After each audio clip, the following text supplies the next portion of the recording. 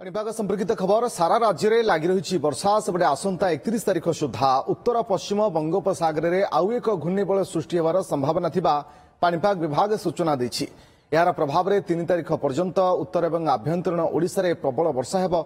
आज मध्य प्रबल वर्षा नहीं 6 जिला को येलो वार्निंग जारी करिछि पाणीपाग विभाग। से जिलागुड़िक हेउछि बालेश्वर, भद्रक, मयूरभंज, केन्दुझर, सुंदरगढ़ और जाजपुर।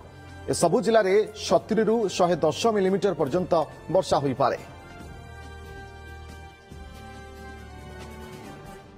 पाणीपाग संपर्कित खबर सारा राज्य में लगी रही वर्षा सेपटे आसंता 31 तारिख सुधा उत्तर पश्चिम बंगोपसागर में आउ एक घूर्णिबल सृष्टि होवार संभावना थिबा पाणीपाग विभाग सूचना देछि।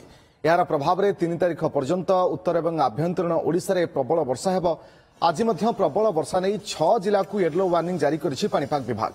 से जिलागुड़िक हेउछि बालेश्वर, भद्रक, मयूरभंज, केन्दुझर, सुंदरगढ़ और जाजपुर। ए सबु जिले में 70 ରୁ 110 मिलीमीटर पर्यंत वर्षा होई पारे।